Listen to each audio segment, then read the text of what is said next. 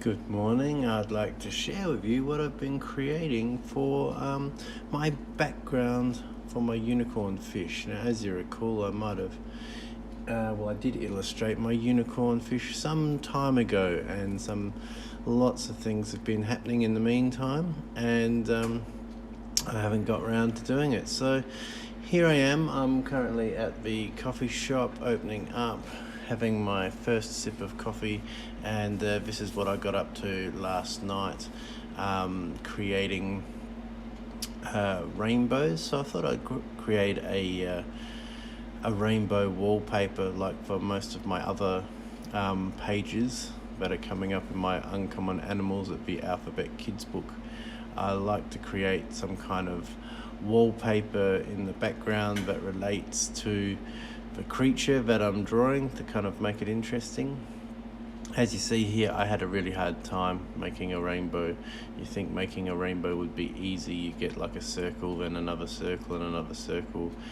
And maybe it was because my circles weren't completely round that I had this issue, but as you extend the next circle out, it doesn't create a nice even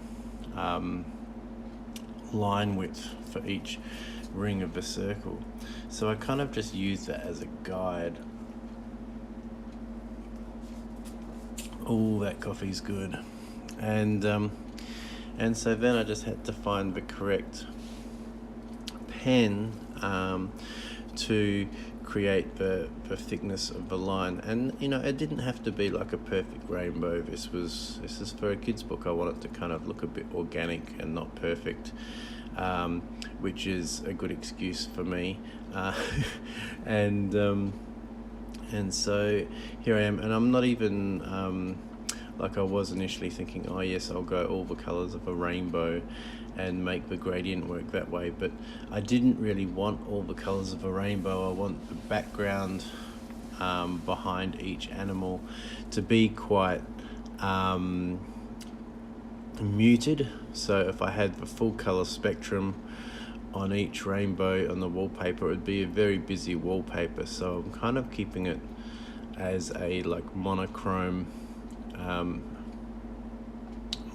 rainbow. So, and as you see, it kind of worked. I use it each color of a rainbow as like a brush stroke as opposed to like a perfectly crafted circle.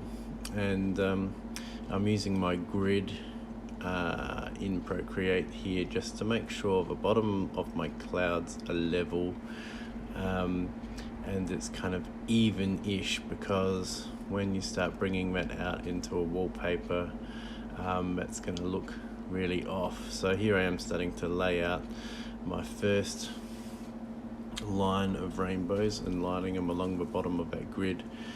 And the trick is to what I should have done there, I kind of made a mistake. I should make my grid, make my pattern of whatever it is much smaller than the page, and then I can extend it out on the final drawing, whereas I'm kind of creating it on the final page size, which is going to be what the drawing is. So then I get these little edge bits here, which are really hard to line up. Once the image has gone off the edge of a page and you do something else and you move it, you kind of lose that part of the image. So if you're doing wallpapers, start with a bigger piece of paper, make it smaller within that size, and then you can arrange it on another canvas later. So here I'm mucking around with the color scheme, just coming up with a nice kind of muted kind of look. And so in the next few videos as well, I'll be trying to find out when I find time to actually create this art. This art I created just before bed, which is the only time I have when the kids are settled and I'm not working in the cafe. So I will be looking at all the time during the day where I can sneak in little bits of art.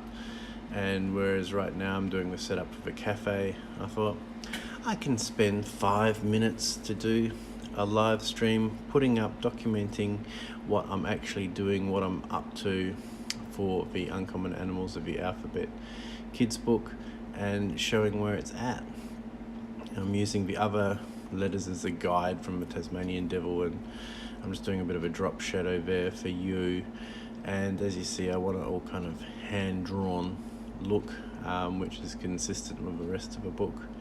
And white was a bit stark, so I just kind of brought it back a bit, and I kind of like it all in pink tones like that. I think that kind of works quite well. Sometimes I like to have the creature contrasting with the background, and other times it kind of works in all the same tones. I was mucking around with hue a bit, but yeah, I think pink will probably be my main one, because, you know, if you're gonna have a unicorn fish with rainbows, I think pink is your color. I don't know, that's kind of what I'm thinking anyway. Alright, thank you for watching, and if you like this video, hit the thumbs up and subscribe please. Catch you later.